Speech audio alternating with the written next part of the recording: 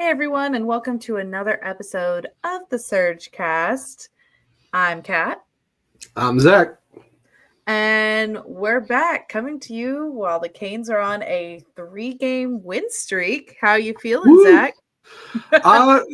Feeling pretty good. I mean, you look at the fact that, you go beat Vegas, which, we'll take that. I mean, that's fantastic. And then, you go and take care of business against, you beat Chicago a lot closer than you thought it was going to be. And then you take care of Dallas. And I think if I remember, Kat, I think we predicted these 3 games. You said 5, but I think it's certain someone said a full 6. Yep. Who would that be? Oh, yep. This guy. Good job. Good job. You're getting better at this, Zach. I'm very proud of you. Hey. Hey, you know what? I learned from the best. Optimism is the key here, folks. Always go Optimism higher is the key. I told you 2025 is feeling different for the Canes. Hey, you know what? You get the prediction right last show. I get it right this time. You know what? It just works out perfectly. So, yeah, but no, honestly, feeling really good. It's like, yeah, we're a lot closer than you thought. But hey, you'll take it. A win's a win. They don't ask how. They ask how many. Also, with Chicago, there you go. Chicago was on the edge of it being either my prediction or your prediction. So, I mean, yeah, I almost got it to where it's like, here's your 5. It's not the way you want it to be, but here. No, I didn't want that at all. But I mean, unfortunately, that was where I was like, oh, okay, so I was right. But yeah, so let's talk about it. We're on a 3-win. Well, how do you feel about it, Kat? Let me ask you, how do you feel about? I feel good. Again, I was saying that 2025, the Canes are playing. It's different. This is kind of the play we've been asking for them most of last year.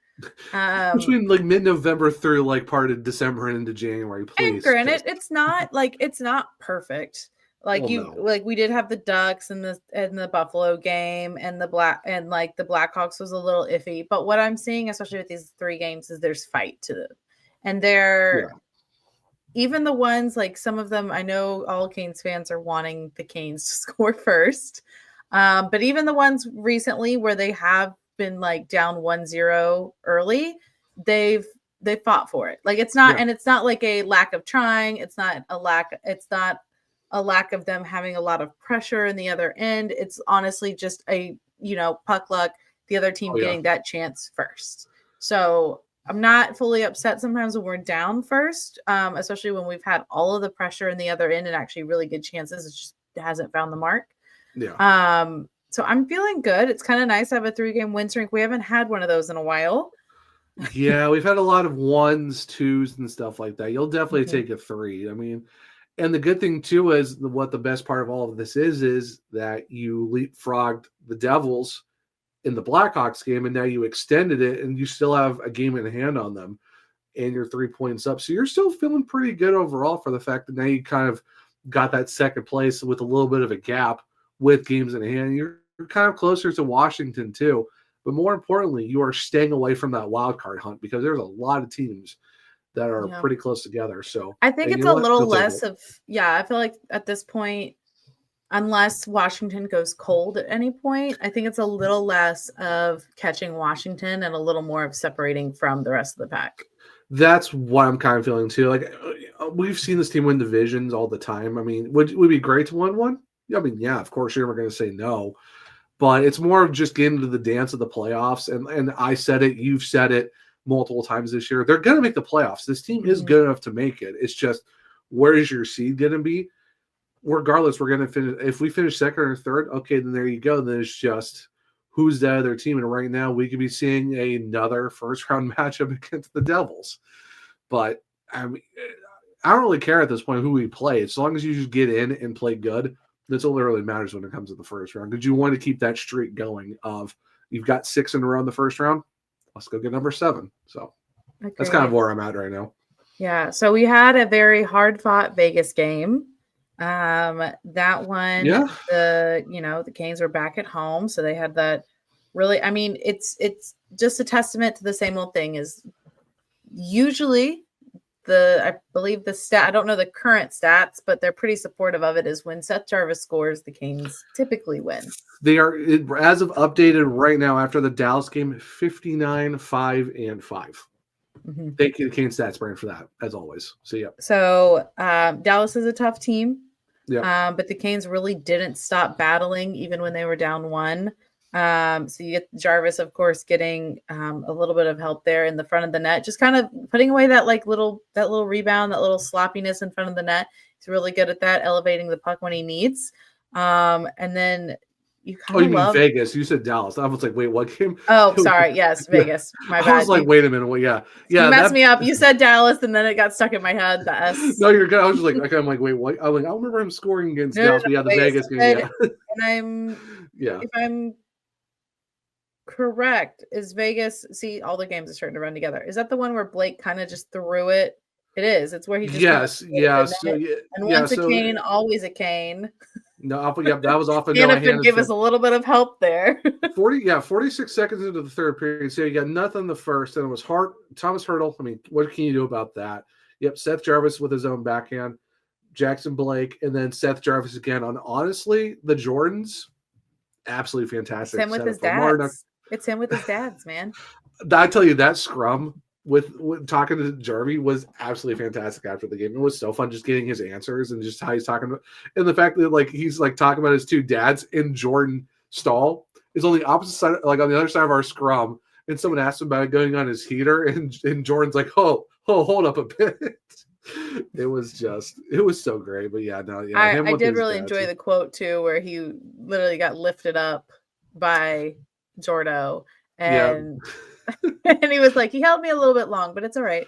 I felt tiny in his arms. I hope we can do more of that. Yeah, it was. Everyone feels tiny in Jordo's arms, honestly, considering I think one of the most recent media things, all the guys said, who would you want to switch with? And most of the guys said Jordo. He's very big.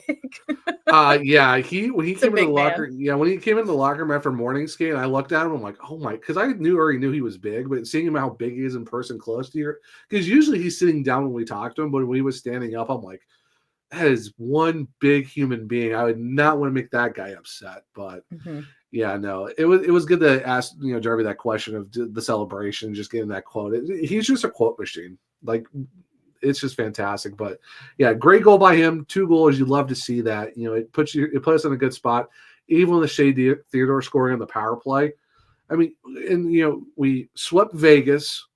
We swept Dallas. That's huge to take against 2 big teams in the Western Conference. You sweep them in your 2 game sets. But how about Pyotr Kochetkov in that game though against Vegas? Stopping Keegan Kolesar's penalty shot, which that was the weakest penalty shot I've ever seen in my life. Watch the replays. He was not interfered with to the point where he was nope, should not have been a penalty shot. But honestly, and maybe it's a little bit so maybe it's a little bit of the confidence of having we do have to say Freddie's back. It's great. But maybe it's a little bit of the confidence of having Freddie back there. Maybe it's also, hey, Freddie's back and I need to keep earning my spot here. But I think Pyotr is playing to the point where he's kind of silencing a lot of the negativity that was surrounding him for a while. Because his game against Vegas and his game against the Stars was phenomenal. Oh yeah, you mean 22 saves on 23 shots and absolutely stoning pretty much every Dallas Star that had a shot that was right in front of his crease. And Vegas. Yeah, I'd say talk about some pretty good games back to back for Pyotr Kochetkov. I think in 70 starts in the last 2 seasons, I think he has almost 41 wins, which is like a .585 winning percentage. Yeah, pretty good. Pretty good for a goaltender with that type of record. And the fact is, save percentage is now .904, where the average is .901, and his goals against is a .247, I believe. And granted, with the Dallas game, yes, for that one goal, he got a little bit out of his crease, but it was crazy, and he was trying to do his best. I'm not going to fault him. It was a yard sale. No, that was a broken play from the jump. Look, he doesn't think he could have done about that one. I'm going to say, I do think Pyotr, a lot of people are saying, well, he's not our number one.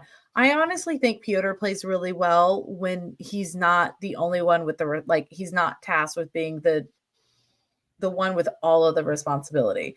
And I'm not saying that doesn't mean he can't be a number one. I just think it means if you give him a little bit of rest, he'll take on the challenge, he'll take on the responsibility. But I think a lot of goalies, if you play them too much, it's whether it's fatigue and they're not even admitting it's fatigue or it's mental exhaustion, the cracks start to show a little bit. And so that's why it's really good to have a great tandem, because then you're giving them rest, whether it's mentally, physically. And it's really letting them play their full potential the night that they're in net rather than worrying, okay, well, I have to play tomorrow too, or I have to play the next game too. And they're really focused on that. So I do think when he has a good backup, he plays better. Well, also if the team plays more consistently in front of them too, that would also help. That way you're not giving and up so many high danger chances. They have been doing that, but I'm just saying too, that's also a thing where he has been hung out to dry a lot this season. So while he does give up soft goals, but I mean, we've talked about it on the last show and the show before that, every goalie's had an issue this year. That's why the save percentage average around the league is .901, and he's above that. Name a team right now that would not want Pyotr Kochetkov stats on their roster, where he's 18-9-2 with, like I said, 247 goals against, a 904 save percentage. Oh, has a shutout and 3 assists. What team would not want that right now? Where pretty much almost a lot, not every team's gonna have a Connor Hellebuck. That guy is just a unicorn among unicorns. He's also growing. Like, it's really nice to see growth with Pyotr, is like things such as the penalty shot. And he's over here thinking, okay, no poke check. Like, he's learning when to do certain things and how to play the game better. Like, he was already a talented goalie, but working with the goalie coach, Paul Schoenfelder, he's really been talking about what he's learning and how he's growing and like, okay, making this decision over this decision. He's playing in his crease better. I think he's held onto his stick a little bit better. Yeah, he's a young goalie. He's 25. Like, he hasn't even been here that long in North America. So still growing for this guy, but you've seen the maturity kind of getting into his game, where he's not going as crazy in the crease. You've seen a lot more of cool, calm, collected Pyotr in the goal a lot recently. Even in the Florida game when they won 3-1, he was very dialed in, like right from the jump. I will say with the Chicago game, even though the Canes were down for a little bit, like down against a team they shouldn't really be down against, they also weren't playing badly.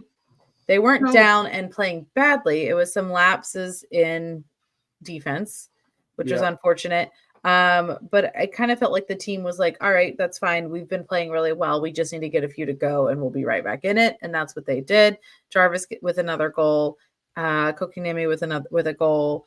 And then you love it. You get Stahl on the board again as well. But we also really need to talk about, of course, Aho with the overtime. But I think the player that I've been watching the most, and I really love that ESPN was taking note of it as well, is Svechnikov is playing. He's starting to play up to his potential. He's being noticeable in games. He's making really crisp passes. He's playing the body. And yes, in the Stars game, did he get some penalties? Unfortunately, because he's been really, it's kind of funny. It's kind of a double-edged sword now that I think about it. He's been not as much in the penalty box, but we've also complained that he hasn't really been noticeable or in the play. So now he's noticeable in the play and doing work and getting passes in and doing all the pressure, but then he's in the penalty box more.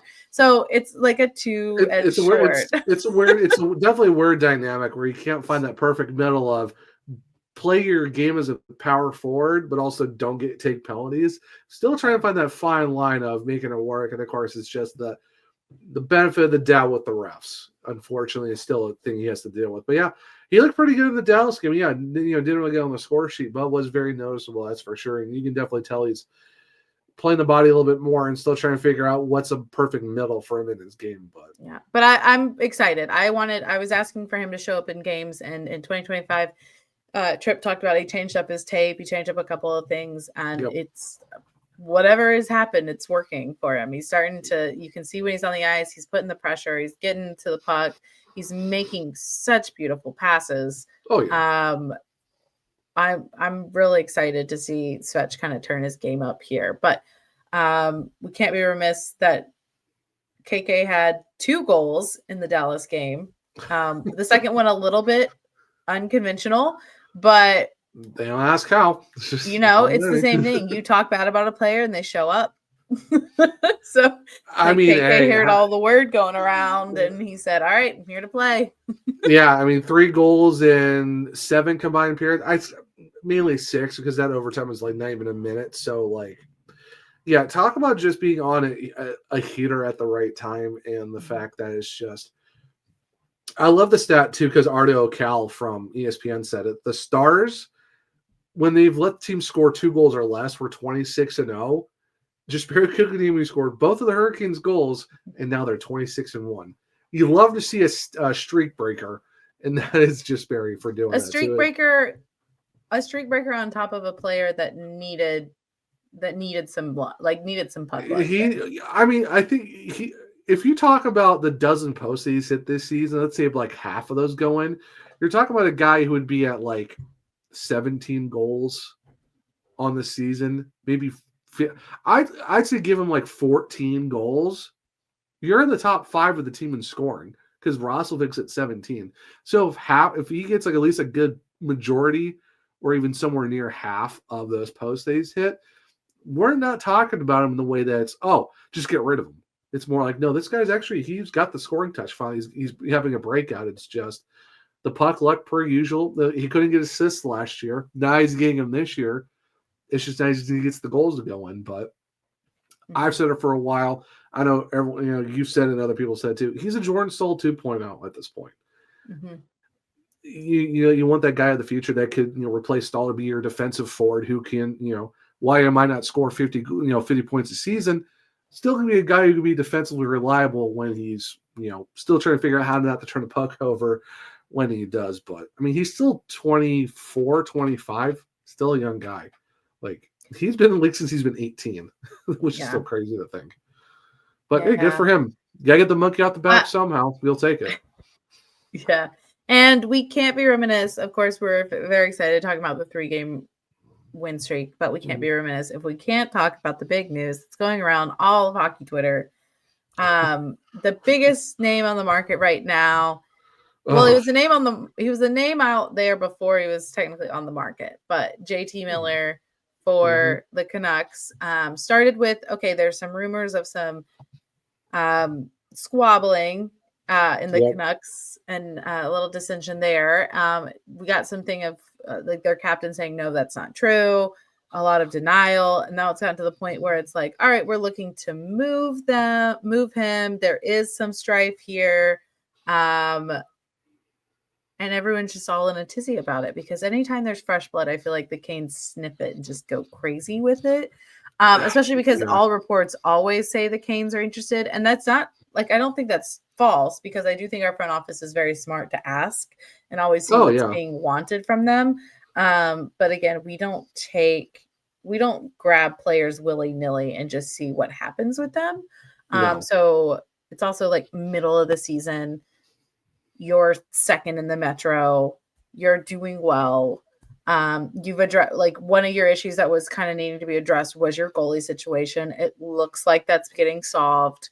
The Canes are never going to just bite at something dangled in front of them because they're not a knee-jerk reaction team. We're not a knee-jerk reaction team. We also aren't in the habit of taking on big contracts. What is JT Miller's contract right now, Zach? Yeah, so you're looking at a guy who's in the second year of a 7-year deal. It's $8 million per. I mean, he will be an unrestricted. He right now is 31. He'll be an unrestricted free agent at the age of 37 after the end of the 2029-30 season. So, yes, he does have 32 points in 36 games, which is a 0.89 points per game pace, but 24 of those 32 are assists, and he does carry 30 PIMs on the season. So, it's just opposite side of 30 with 5 years left with a lot of money in cap too. Yeah.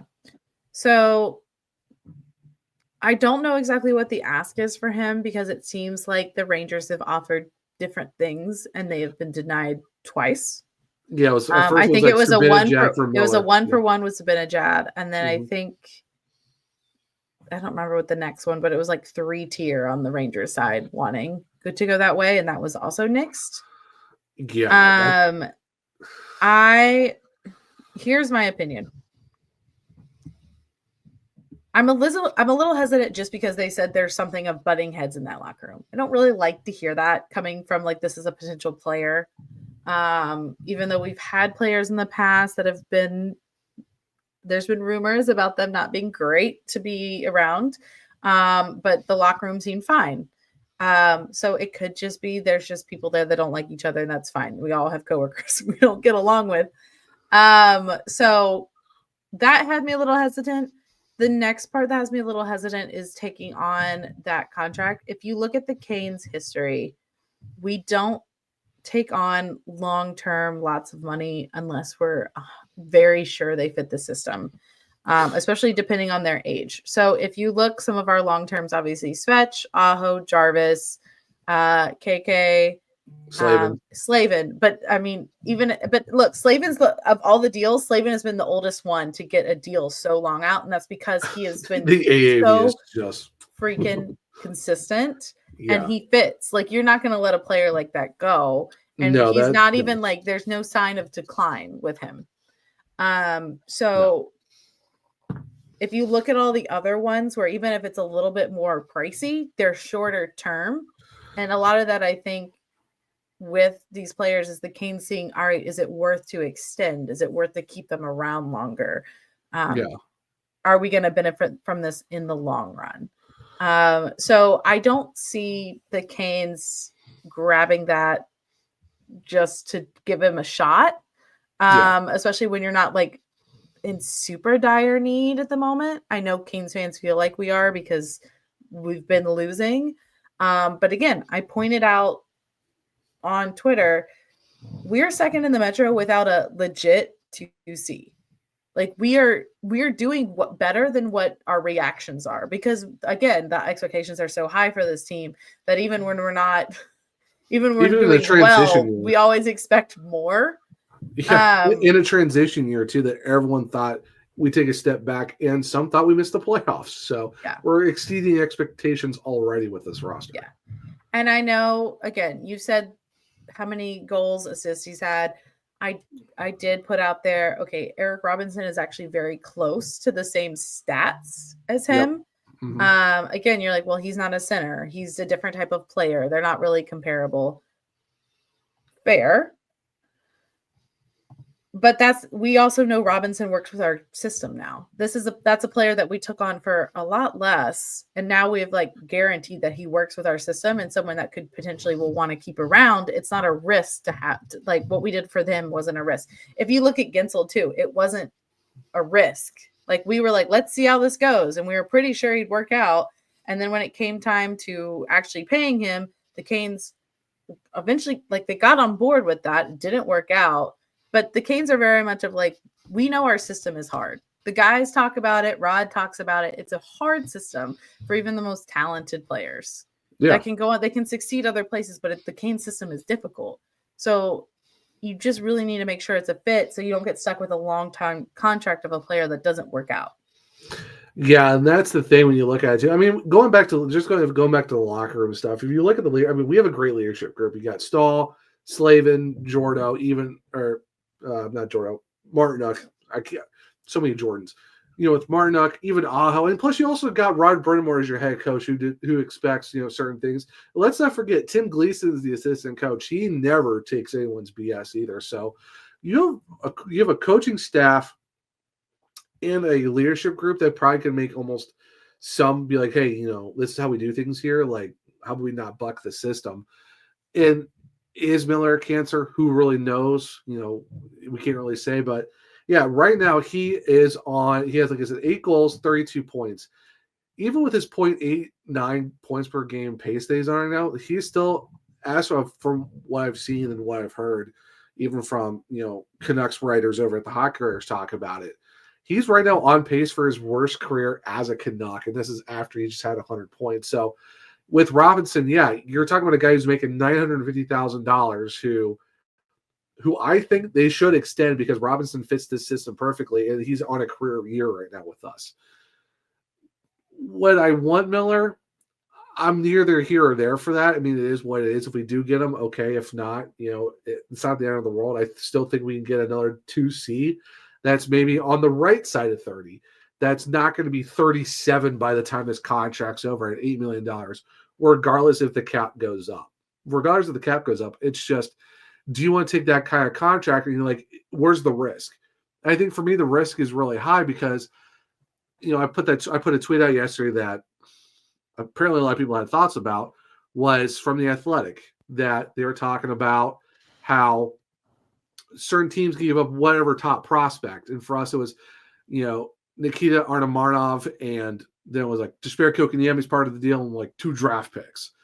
And that got a whole slew of different opinions of like, no, yes, go do it. Oh, Miller's a legit 2C, stuff like this. But it's like, you're looking at a contract that's such a big risk of, is he going to fit this $8 million? And there's Canucks fans in the front office who don't feel like he's living up to that contract. And you're talking 5 more years of that. And here's the thing too, Kat, the Canucks don't want to retain any of that money. So even with the deal that was placed on through The Athletic, that's still so short of what that ask is. And then it's like, oh, let's throw Jack Roslovic into that trade. Let's go trade this guy and add it to the deal for Miller. And it's like, okay, but now you're taking 17 goals out of Roslovic off the roster. Yes, he's streaky, but he's been on a career year with the Hurricanes as well. Do you really want to give up a guy like that who has some speed that the team needs right now that is beneficial for them and has had a scoring touch? Yeah, is he cooled off? Yes, everyone has. It happens. Martin Nietzsche is right now at 51 points. He's still on a path for a career year, but he's not doing it the clip that he was earlier in the year. But do you really want to give up all these assets for a potential high-risk move that may or may not work? Will he fit in the locker room? I don't really know. Like, in the fact that, all these teams are going to lowball the Canucks because everyone knows what the problem is. The whole league knows that the Canucks are on a strength of they're in a strength of weakness. They don't have room to be like, we want this. We want Lafreniere. We want, Schneider from the Rangers. We want these guys and prospects. And no team is going to be willing to give that up. And the Canucks have to retain something. They're not going to just be, okay, take all of $8 million of JT Miller or take all 11.6 of Elias Pettersson.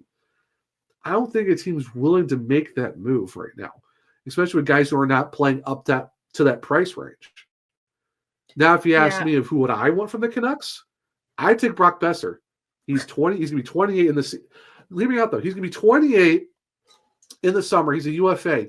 You get him for a lot less of a trade package, a lot less risk, and you can probably extend him.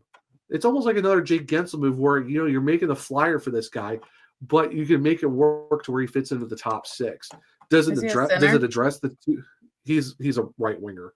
Yeah. But I think that's everyone. Like, I understand your argument for that. I think what everyone is saying is that the center is where we're so weak. That's that for me. That's an offseason move. It's an offseason move because who are you going to get as a 2C right now? I also think it's an offseason move unless something crazy happens at the trade deadline, like what we did with Gensel.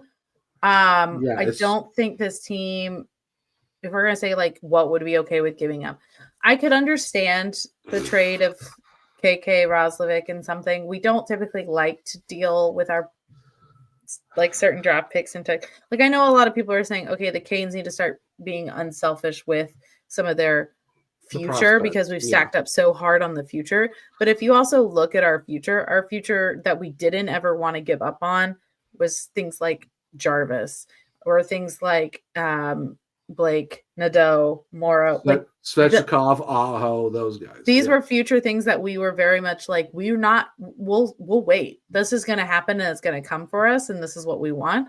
So I kind of like the forward thinking of the Canes. And I know it frustrates a lot of people because they're like, focus on now and you can do something now and then deal with it later.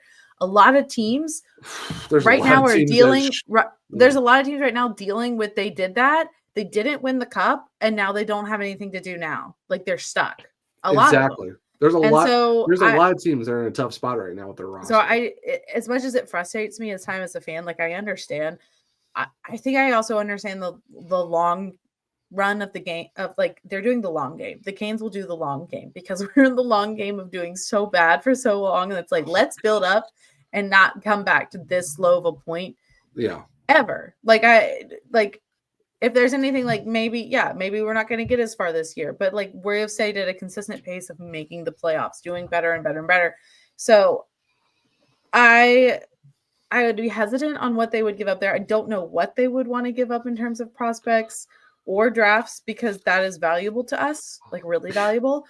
I could understand KK and Rozovic just because, again, Rozovic, it gives me, because he's gone cold, he gives me a little bit of like, all right, there's a little bit of a Bunting vibe. Like that might be someone I think in trade value, we would give up, if we had to give up between the two, Rozovic would go before Robinson because Robinson is so versatile and you can put him anywhere. Yeah, Rozovic is the Bunting type where you're like, okay, we could give him up because, like, yes, he's done well, but he's a little streaky. He's a little not sure. His defensive game could use a little bit of work. Oh my gosh, if I see him cheat out of our end before making sure the puck is out of there fully one more time, I'm going to be down on the ice yelling. Anyway. Yeah, I agree with you. I think Robinson for me is a guy you extend and be done 2-3 years. But that's what I'm saying is of those experiments, I can understand Rozovic being thrown in there. I understand KK being thrown in there. I feel really bad for Jarvis if that's the case. If you extend thinking you're there with your best friend and then these come up, but I could see it too. I do like the idea that KK is a future Jordan Staal. I do understand also addressing issues now. I don't think in this time of the season, just as I said with the goaltending, that I don't think this is the knee-jerk reaction the Canes will have. I don't think there's another trade. Team. There has to be another trade that makes sense. Yeah, I think, but again, this is how the front office, they work their magic. Tulsky works his magic. Canes fans, I know everyone's wanting now. Give me an answer now. I'm all about this guy. Do it. But they see so many more moving pieces than we do. We're looking as a spectator at a chessboard saying like, oh, I see that move. That makes so much sense. Grab it. And they're on the other backside saying, well, there's all this part, this moving part. This will affect us here. This will affect us later. So there's analytics with this team. They're an analytic team that views guys differently. They view their salaries differently. I mean, because you talked about contracts earlier. They didn't give a 7x7 to Trocheck. That's why we haven't a second line center since him. You didn't give a 7x7 to Shea. You didn't give the 5.5 to Brett Pesce because while those guys are good, they just weren't the price that the Hurricanes are willing to give to get those guys. Because let's say you give Shea and Pesce their 12.5. Do you go give Jarvie his contract? Do you go get this guy, and this guy that fits the roster? It's just you can't just go just blowing money on all these guys that you want to keep around. You got to make sure that the team fits within the cap space that you have because that's what a cap league does. Yeah, it's going up next year. We got some cap coming off the books. Maybe next year is the year we go and be like, all right, let's go get guys with the cap going to maybe $93, $94 million rather than being at 88 and you're up to it with $100,000 or whatever it is in space. Yeah. I understand you want to make a move right now, but we've talked about it. When Don Waddell's the GM, now that Tulsky's the GM with Darren York and all of them, and Rod Burnmore has a say in it too, and Tom Dundon. They're not going to go make a move just to make a move. It's going to be a move that benefits the team with the culture, with the style of play, with the character. Because if you're going to be a problem in the locker room, we're just not going to deal with you. And also, it's too much of a risk. It's just too much of a risk. I understand the spiral when we lose games, especially games we shouldn't be losing. I understand that spiral, but also I just think it's a little unfair to the team with all the effort they do with where they find themselves in a season that a lot of people didn't have high expectations for them, what they've done for them to be like, well, if they never let go of Trocheck, okay, Trocheck's doing well. Do you see the comparison of his team versus the Canes right now, though? He has been a Hurricane for seasons now. It's been a bit since we've had Trocheck. Yeah, and I know that's where you're like, oh, but that was our second. We haven't had anyone since, and we should have kept him. And it's easy to say that when guys are struggling or when we're not doing so well in that role. But overall, the team is not fallen to the wayside just because that position changed. Is it not what you want it to be exactly? Maybe, but also you never would know how those positions would all work. Listen, we all love to be couch GMs. We all love to be couch coaches. We're really good at being well, if they had just done this or they need to do this move now to make sure everything's functioning. You have another team again, that wants we the say same it thing. Before we go to ads. I just want to say again, it's that time where it's just breathe. We're second in the Metro without that center that you guys all really, really want. or that goalie really that you wanted really before. want to, or that really. The thing too is, Kat, it's the thing of you can't just go make moves just to make moves, and it's at a time now where it's like, yeah, you're struggling, you want more of this, and that, but it's you have the team on the other side that also wants the same thing. They're not going to just go and give you their best players for here's your fringe guys and some draft picks. That's just not how the league works. Yeah, it's not NHL 25 where you can make the trade difficulty the easy and you can just go get whoever. There is another team on the other side. I think the unpaid intern always gets frustrated with me because when this news of players and stuff pops up, he's like, "What do you think? Would you get him?" And I'm always like, and he's always like, "What? You don't want him? Like, what's that answer?" And I'm like, I don't know. Like, there's so many moving parts, and there's like, I'm never quick to jump to it because I've learned because the Canes aren't quick to jump to it, and I've seen so many other teams jump on deals that have been backfired or they've been stuck with a really long contract that I'm never like all on board of something because I'm also like, I know there's too many moving parts, and that's just not how the Canes operate. I think it irritates him when there's that news and he's always like, tell me your hot take right now. And I'm like, I don't have one. But overall, it'll be interesting to see. Listen, they always report the Canes are on when there's a moving part, like JT Miller, they always report. They're always talking to someone. And that's fair because they are. You have to do your job. Even Dawn would say, like, yeah, talk to people. But like that's their job is to talk to people and know everything. That doesn't mean they're like throwing in the whole shebang for that player. It's just like, let me see what's going to be offered. Even like, again, throw back to when Tulsky, when everyone was asking about the goalies, he's like, I'm talking to people, but they want Vezina money for non-Vezina goalies. Yeah, so, we looked at like I think it was like we looked at Mackenzie Blackwood when it was San Jose at the time. We looked at Anton Forsberg when he's still with the Ottawa Senators. It's just the asking. Like some deals just don't work because the asking prices are absolutely insane, and that's why you're not going to see moves like that happen. It's just like pump the brakes, guys. Like these guys are in these positions for a reason, and you should know by this point if you're a Hurricanes fan, this is not a knee-jerk reaction team that's going to go make a trade and just go make a trade. They're not going to be New Jersey selling the farm to go get Timo Meier. And what's that really done? Like they're not going to who in my opinion is not their most well-performing player. They've had other guys that they already had doing so well. I don't think they're not going to go make a blockbuster. They're not going to team that's going to throw money at Steven Stamkos and Marchessault and Shea. No offense to Shea, but they're not going to throw money at guys. They threw money. Listen, those are all superstars, but they Nashville threw money at them, got them, but weren't. Like there was no guarantee that was all going to turn out. No, and it hasn't so far. So it's interesting. We can keep talking. We can keep talking about it. We're probably not giving the answers you guys all want to hear. We're probably the more wait and see than most of the hot takes of the. We're conditioned, Kat. Just wait. Before we go to ads, I will say no to the unpaid intern. We're not trading for Bedard, Jarvie, Aho, Svetch. Who says no? The chopping block. Who says no? The Hurricanes. I say no. The Hurricanes say no. Don. Oh gosh, Don is in Columbus right now. Don's words, not mine. Shush. Anyway, we can keep talking about. I'll take Zach. You know what? Let's go get Zach Arinsky. Let's go get Fantilli. Let's just go get the whole core from the Columbus. Anyway, we could just go crazy, but we are going to have a quick word from our sponsors and. Guys, go check out these deals. I mean, again, most of them are Sebastian Aho deals. You can't go wrong with Sebastian Aho deal. And fun news is that I believe we have a new affiliate. Yes, we have a new affiliate. The NHL Shop. So check that out as well. We'll be right back. Guys, breaking news.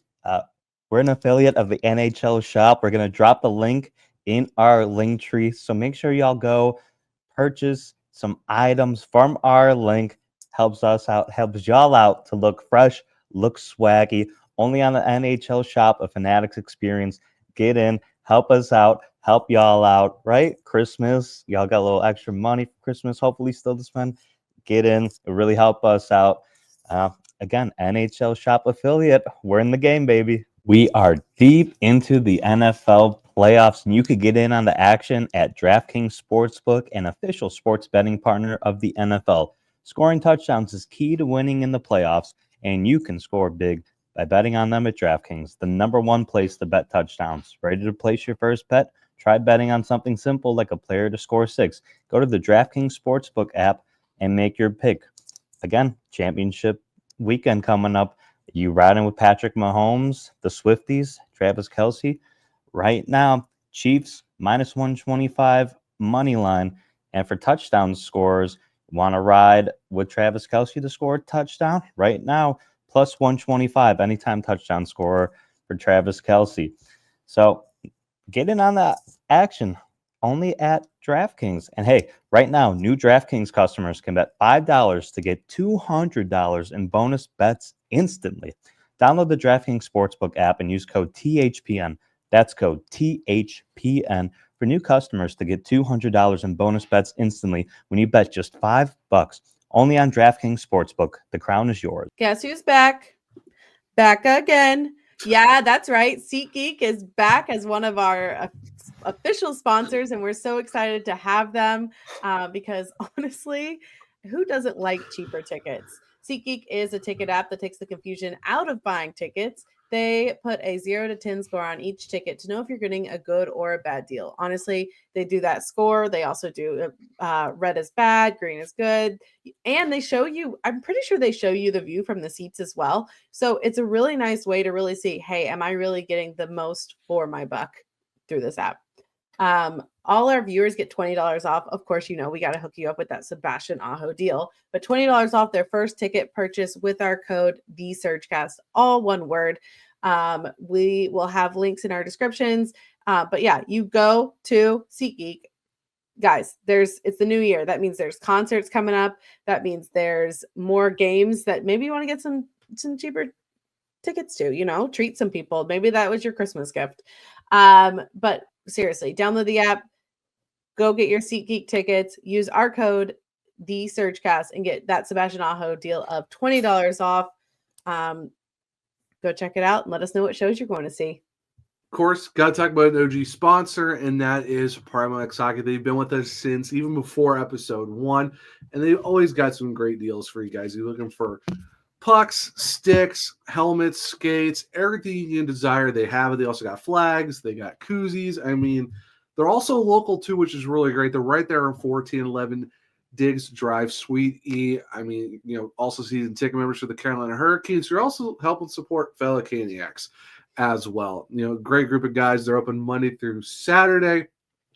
Super easy to check out. Just go to PrimoXHockey.com to check out their hours, check out their amazing store. And if you use the code TheSurgeCast at checkout, you get 20% off your order, which is, you know, another Sebastian Aho discount. And the good thing too is free internet. They have free shipping, which is always awesome to have as well. And of course, if you're not able, you know, if you're able to go to the actual shop, well, let them know that the SurgeCast sent you. Maybe they might hook you up with something.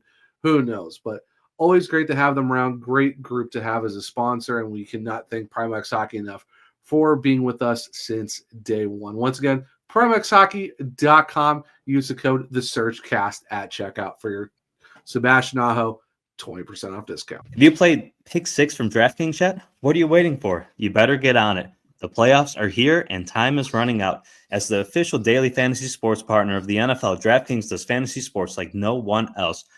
Play for better payouts on Pick 6. It's super easy to get started. Select 2 or more players. Choose if they'll have more or less of a stat like touchdowns, yard sacks, and more. Pick 6 is available in most states, including Missouri, California, Texas, Georgia, and more. And DraftKings is making it even sweeter for first-time customers. New Pick 6 customers play 5, get 50 in Pick 6 credits. Win more cash on Pick 6. Download the DraftKings Pick 6 app and use code THPN. That's code THPN for new customers to play $5, get 50 in Pick 6 credits. Only on DraftKings Pick 6. The crown is yours. All right, welcome back. So their next bit of news, again, we could sit and talk about trades forever because you could always just, you know, throw up all the scenarios. But the fun little thing that the NHL has been doing is they've done a lot of the teams quarter century teams And for the Canes, there's a first team and a second team. Yep. And we're going to talk about them just because there might be a little bit of debate on. We might agree with them, might have a little bit of debate. But if you're looking at the first team, it has for your forwards, it has Sebastian Aho, Rod Brindamore, and Eric Stahl. Then on your first team defense, Jacob Slavin, Glenn Wesley, and Cam Ward. As the goalie. Yes.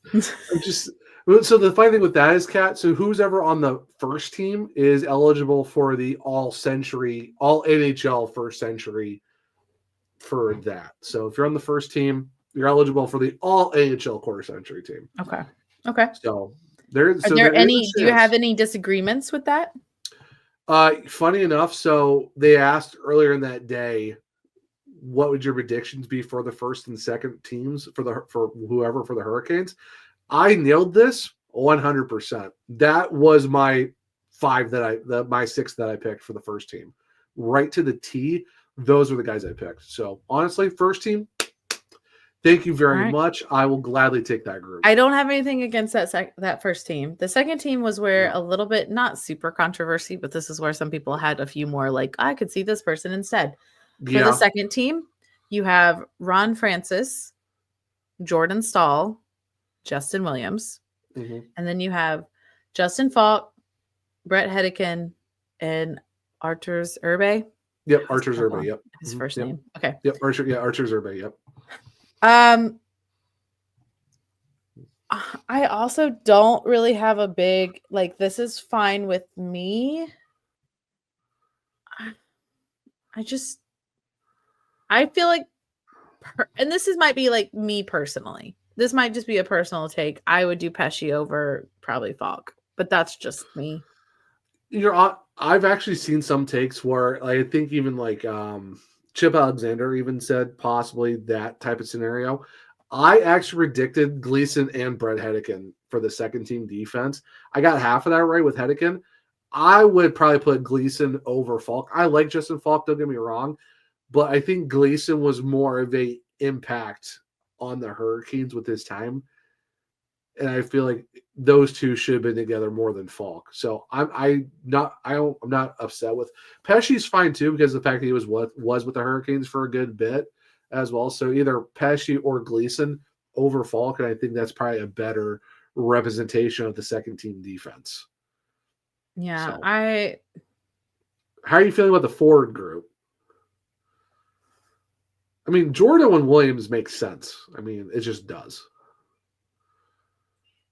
I mean, me personally, I think it makes sense. I very much agree with Justin Williams. I do think Ron Francis, I think a lot of people think he should have been on the first team. No, I would not say first team. Hot take, Kat. You don't think he should be on it at all? I don't. I know I'm going to get so much heat from this. I know one person in particular who loves Ronnie Francis, and that's Ray from the Storm Cellar. I know I'm going to get so much heat for that comment for this. While he was good for the Hurricanes for the few seasons he was here, and yes, he did lead them to a 2002 Cup run against Detroit, I feel like his success with the franchise was more so with the Whalers, but I know this is from 2000 to 2025. I just don't think in the whole scope of 25 years of this franchise, I just don't think Ron Francis, he did have an impact, but I don't think it's an impact that would be like, yes, this guy was here for a long time. He did this, and this. It's just, I feel like that the cluster, I think it was 4 years, maybe a little bit more, maybe 5. It's, for me, I just don't think it was enough to be like, yes, that's automatic. I think it's just because who would you replace him with then? I predicted Ray Whitney. So it was Whitney. I did see a lot of people upset that Ray Whitney was not on there. I picked the Wizard with Jordo, Williams, Gleason, Hedican, and Urbe. So I got 3 of the 6 of this one right. It's just I got 4 of that right. I didn't get Falk and I didn't get Francis. Because like I said, I think it should be Gleason or Pesci over Falk. And I think that the Wizard should have been over Francis. And like I said, I know a lot of people are going to think differently because it's Ron Francis. He did, he put, some name on the Hurricanes because at the time they didn't really have a superstar in quotes, and Ron Francis was Ron Francis at the time. I understand that. I think more of a impacting legacy on this Hurricanes team. Mm-hmm. Ray Whitney did more of that for this team.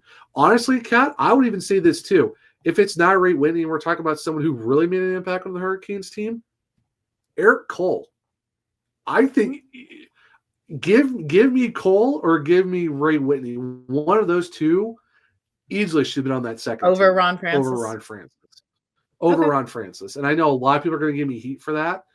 But yeah, I say Whitney or Cole should have been that replacement for Ron Francis. Like I said, nothing against Ronnie, but I just think those two made more of an impact on more seasons than what Francis did. But I guess that's the 06 Do you think those made more impact over Stahl as well, or just over Francis? No, I think just over Francis. As you look at Jordan Stahl, though, you're talking about the guy who's played the most seasons with the Hurricanes since relocation. Like he passed his own brother who played 12. Jordan's on season 13 with the Hurricanes right now. And I think the last time I checked, he's under 50 points. I think he's under 50 away from 500 with the Hurricanes, I believe. Might have to double check that. I know I wrote about it. I just can't remember exactly what the number was off the top of my head, but I know it's pretty close. Mm-hmm. I think Jordan is that next wave of impact type player where you're looking at a guy who he's been here for so long. Like, I would not be surprised, Kat, if you see 11 Stahl in the rafters next to the 12. Same. But also, this is why I think didn't he just get he just had a big accomplishment. 700th NHL point. But also, how many games played? 1,300.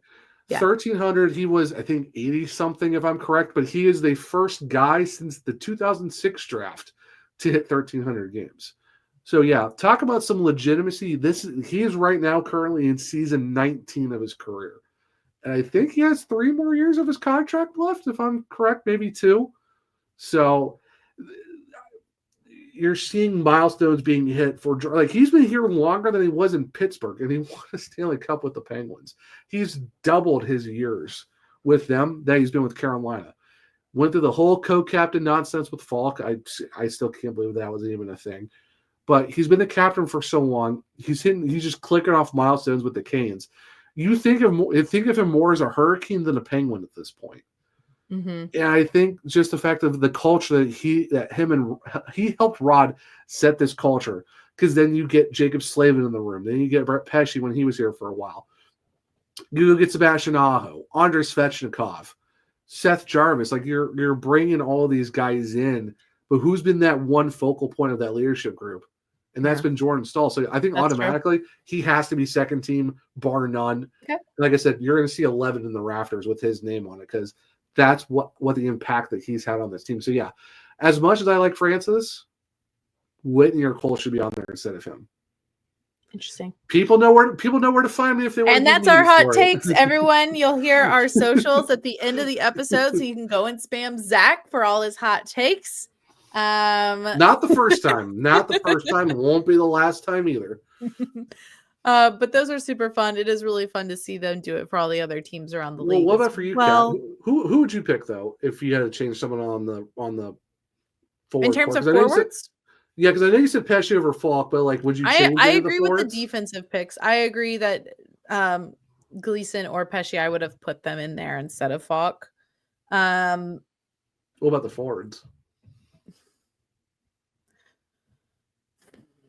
I can see your takes. I can see your takes on the forwards. Honestly, the forwards, I think in the long run, if you give it a couple more years, and you like do this again, I would say you would see some more of my pick. Like, I think Jarvis is someone that will show up. Like, he'll 100%. Start showing up on lists like this. But obviously it's too early in his career, but I think that's a player that'll show up. So I'm looking at the future. If we're talking about the half-century team for the 2000s, then Seth Jarvis is there. Yeah, I mean, if you gave him like another 3 seasons, I mean, we also have Andre and all that too. But I think I just love. Jeremy has Listen, put I himself was in a happy spot there. the moment that I saw Brindamore on that first page with Wardo and Slavin. So to see the Slavin respect, loved it. So I was very happy from the get go. There's a few things on the second team you could switch up, but yeah, honestly, they nailed the first team so much, in my opinion, that I'm fine with it. Chef's kiss. You cannot pick a worse first team to have. I mean, Slavin and Slavin, that's just automatic. Like, yeah, goals, games played for defensemen. You know, he's Jacob Slavin. Second C stands for clutch. It makes sense. Yeah, that first group, nothing to change on that. Like you said, Kat. Second group, there's some tweaks, but yeah. But yeah, so that's super fun. If you want to go check them out, if you go to the NHL.com, you can see all the quarter century team picks. If you're interested in looking at the Canes or more of the other teams around the league as well. I know they're progressively going. All of them are done yet. They're progressively going through all the teams. Yeah. I don't know who the last one was. Starting from January 2nd, they started with Columbus, and the most recent, as of tonight, is the New Jersey Devils. I heard they're going to do the Coyotes too at some point. I'm like, oh, that's just salt in the wound. How dare they? Yeah, that's a little. But I mean, fresh. You can't really do Utah, so I mean, I guess it makes sense. I don't know. No, listen, crazy things are going on around the league. All right, we're watching We're going to talk about upcoming games. The Blue Jackets are playing right now against Toronto. Merzarkins took Matthews' stick. Matthews took Merzarkin's stick. They were playing it for a second. Both got called for penalties. Brady Tkachuk fought Shesterkin last night.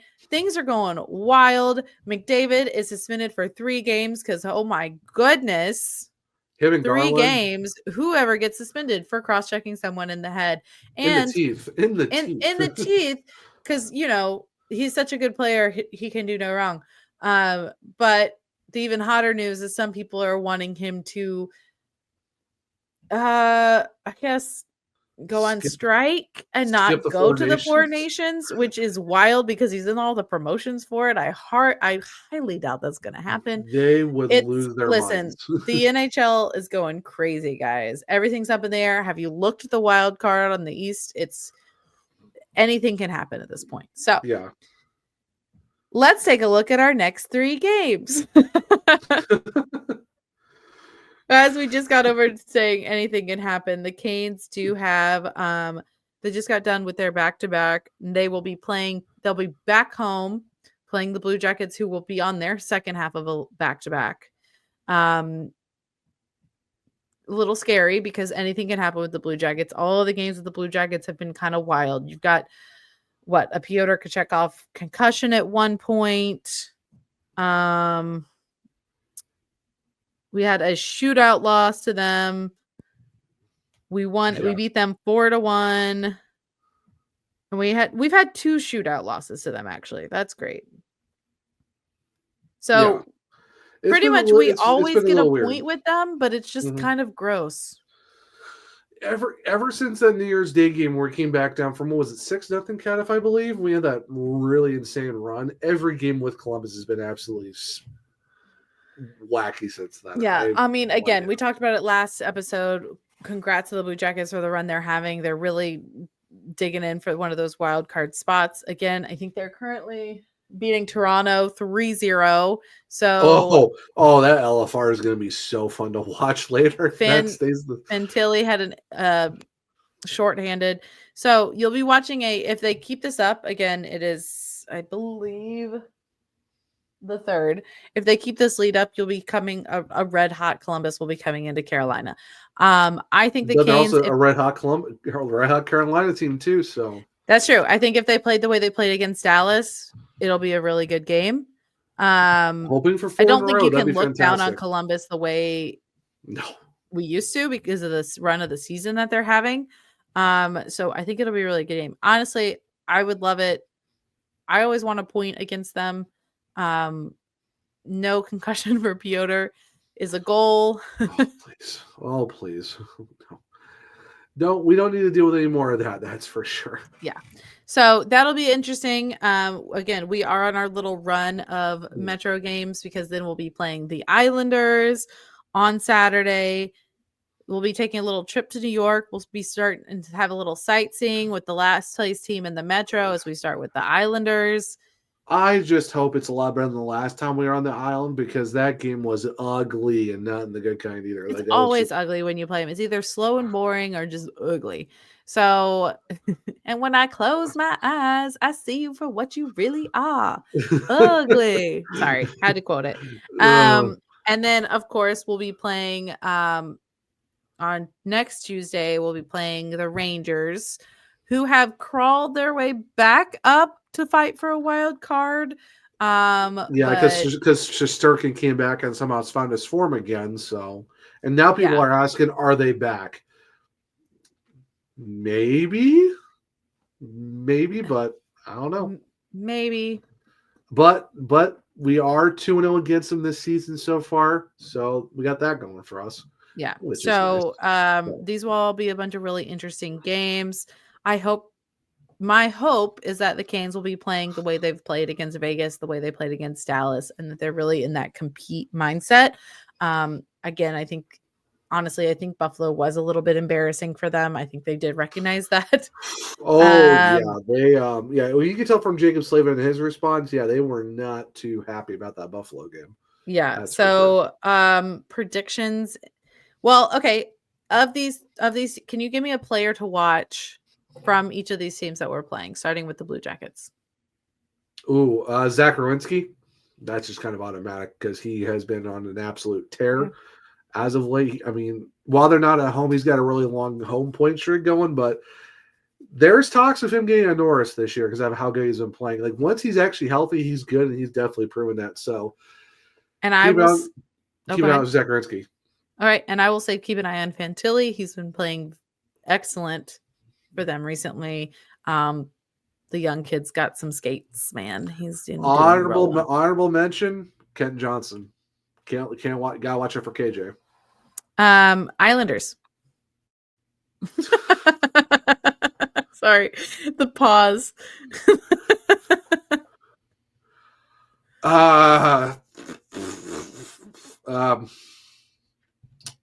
Matt Barzal. Well, always Barzal. I guess. No, I would say Lee is actually, I think he's their leading scorer at the moment. Okay. All right. I'll go. All right. Mutual agreement to Anders Lee, I guess. Barzal only has 6 goals. Lee has 20. All right. Yeah. I just thought of Barzal because the fact that he's always kind of like the name they talk about. So yeah. I guess I'll say Anders Lee. I guess if you want to just do a mutual pick and say Anders, we'll go with him. I guess. Yeah. I don't know. Maybe Anthony Duclair. Maybe. I feel like everyone in there is a maybe. Okay, so we'll see. I'm not trying to get on anyone's bad side. It's just that's kind of tough when you see. I feel like Islanders fans would understand. They're 32nd in power plays and penalty kills. For the Rangers. I mean, honestly, Shesterkin. That's who I go with Lafreniere. Okay. He's kind of had a breakout season for the Rangers so far. So I go with Laffy. You know, that kind of makes more. That the Rangers kind of make more sense. Is that a breakout season since they left the Rangers? Capo Caco. Yeah. Who knew? Change of scenery. He's not getting dogged by his coach, and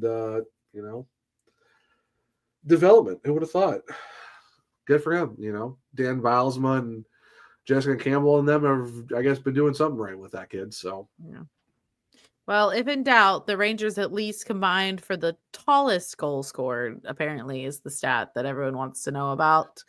Because the height matters.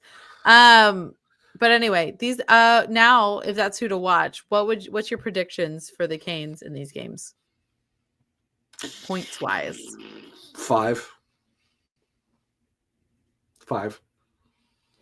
I want to say 6, but all right, we'll switch it up. You say 5, I go 6. Are you going to guess who I say is going to give us our 1 point that we're not going to get? Are you going to say Columbus? Exactly. Just because they've done it all season. Just because they've done it all season would not be surprised.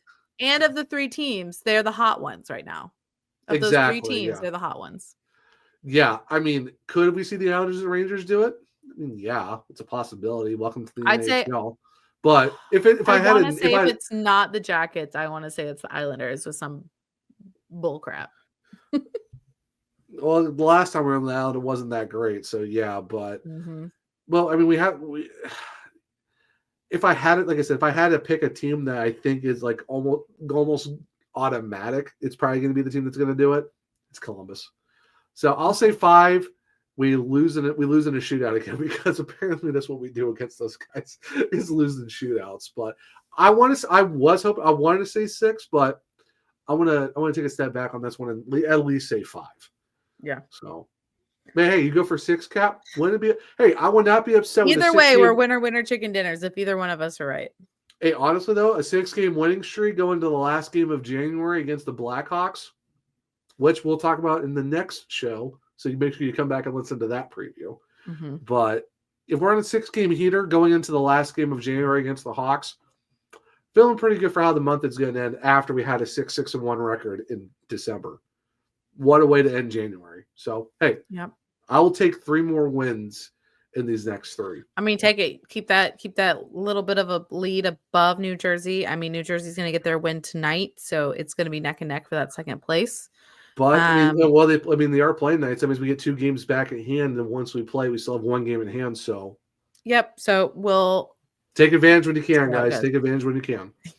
Honestly. Smile and wave, boys. Smile and wave. Honestly, but that wraps it up for this episode of the SurgeCast. Coming at you with a little bit of everything, a little bit of looking back at the previous Canes, talking trade talks, discussing our 3-game winning streak, and hopefully we can say we're going to go into 3 more wins. But optimism, 2025, the year of optimism. The year of optimism. Listen, if the Buffalo game can't defeat my optimism, nothing can. Anyway, thanks for joining us. Zach, where can they find you? Where can they find the network? Whichever one you want to tell them about first. Well, we always got to talk about the network first because they're just absolutely amazing. Big shout out to, Kyle and all of them for, bringing us on. Yeah, you can check them out at the hockeypodcastnetwork.com. THPN is just absolutely great. If you're looking for a podcast for the Hurricanes, well, obviously you found one. If you want to find one for another team, well, we got one for basically every team. And we got Terry Ryan from Shoresy on there as well if you want to get a little bit of Shoresy stuff or just Terry Ryan in general.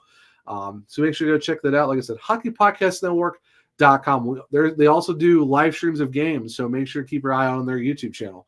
A lot of cool stuff. We might even show up at some point. So make sure to keep your eyes peeled for that. Now for me, if you want to follow me, I'm at OneTrueZach on X. I'm also on Blue Sky, the Zachary Martin. I do have a link to in my bio. You can check out all my articles at the Hockey Rares.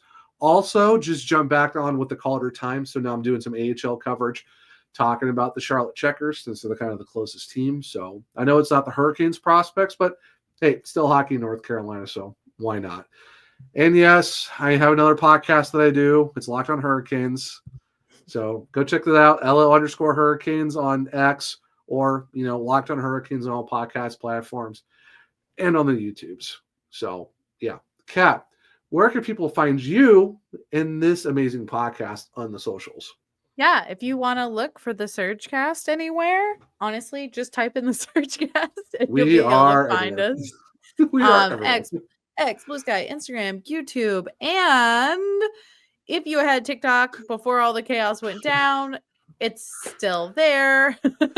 15 hours. Our wonderful unpaid intern is still keeping up fun little game recaps. We might do other fun things on there from time to time. But yeah, it's at the .surgecast on TikTok. So again, you can check it all out on our link tree. Honestly, find us on socials and you'll find the SurgeCast. Really not hard. Honestly, if you're listening to us, you probably already found them at one way or another, but check them out. Give us a follow, like, comment, subscribe, all of those fun things. It makes our unpaid intern very excited. That's how we pay him. And engagement. Be engaging and have some fun, guys. That's all we kind of ask. He does. Honestly, if he has high engagement on his posts, he's very excited. So Respond, give us your comments, tell us what you don't like, all of that fun jazz. Yeah, you can yell at me for my hot takes. It's okay. Yep. It's okay. I'm used to it at this point. Just tag one true Zach. That's the number one, If you're looking for me, also still on TikTok at KVT Hunter 74 or on X, Twix, Twitter, whatever you call it, at Caniac Chick. Always support, come talk. Come tell me what you're thinking. I will give you my thoughts on trade. It's probably not going to be exactly what you want on the trade talks, but I'm happy to discuss them with you. These aren't the answers you're looking for. These aren't the answers you're probably looking for, but I'm happy to discuss it with you because why not? It's fun. It's talking hockey. Why not? Talking hockey. And, we might as well melt down on the timeline with hockey since everything else is melting down as well. Anyway, thanks for joining us for this episode of the SurgeCast. We love talking hockey with you guys. Can't wait for the next game for the Canes. And until next time, we'll see you next time on the SurgeCast. Bye.